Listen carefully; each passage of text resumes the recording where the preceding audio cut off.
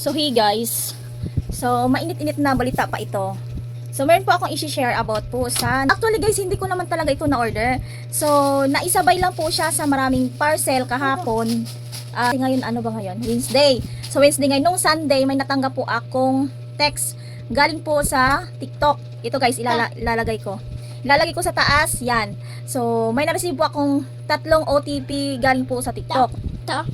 Tapos dinedma ko siya. So kahapon lang, Martes, meron po akong dumating na 6 parcel, pang 7 po siya. So, pang 7 siya, tinutotal ko po lahat kasi meron galing sa card ko, binayaran ko na non-COD, tas meron din siyang COD. So, tinutotal ko lahat kung magkano yung nabayaran ng mama ko, kasi hindi ako bantay doon kasi by shifting kasi kami.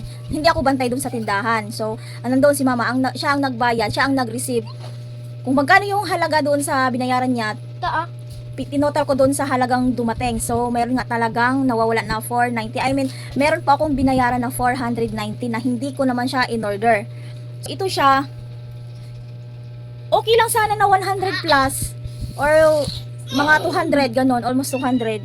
Ka-move on pa sana ako, kaso hirap mag-move on guys dahil 490 ilang araw ko po yung iipunin sa mga barya-barya lang na kinikita ko, mga chichirya araw-araw. So, sinukat ko siya guys. Mano siya, makipot, hindi masikip sa akin, at saka hindi ko siya type yung may garter dito sa baba, sa may paa. Hindi ko type galing kasi feeling ko parang ano ako, nasusuffocate ako. So ito siya guys, ilalagay ko dito. 490 siya.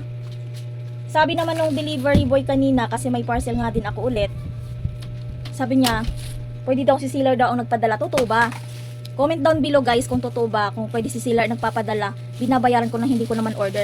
So meron nag-comment dito kasi pinost ko siya sa Facebook. So nagpapatulong ako kung paano matitrace yun.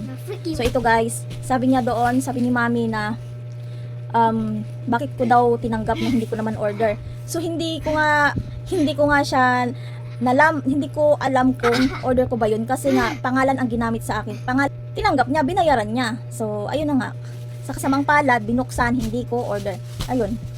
So, ito guys, isusukat ko ha. So, ito na siya. Pangit! Huwakan mo. So, ayan guys.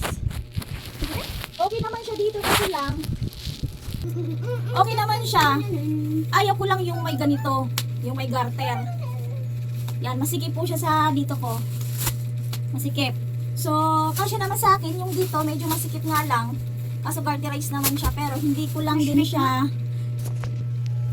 Hindi pa rin ako makamove on kasi nga 490 guys, parang ukay-ukay lang siya. Ayun. Magkakaiba yung TikTok ko na address at saka dito sa ginawa niya. Same pa rin doon sa lugar rin, kaso lang meron akong Nieres, landmark, ganyan. Siya wala. At saka yung name ko, ginagamit niya. Guys, comment down below kung paano ko matitrace yung mga ganun. At saka hindi kasi din maganda guys kasi baka mamaya biglang may libo-libong pinapadala sa akin sa sunod na mga araw. O hindi ako bantay. Kung hindi ako ang nagbantay sa tindahan, sino makaka-receive yung naiwan. So, ayan guys. Comment down below guys sa mga idea kung paano matitrace at bakit ganun. Kung ikaw man nanonood ngayon, bakit mo ginagamit yung pangalan ko? Ha? Wala naman akong ginawa sa'yo. May ginawa ba ako sa'yo? Ha, isa ka ba sa kaaway ko? Char, wala akong kaaway. Kayo lang yung galit sa akin. Ayun lang guys. Ayun lang.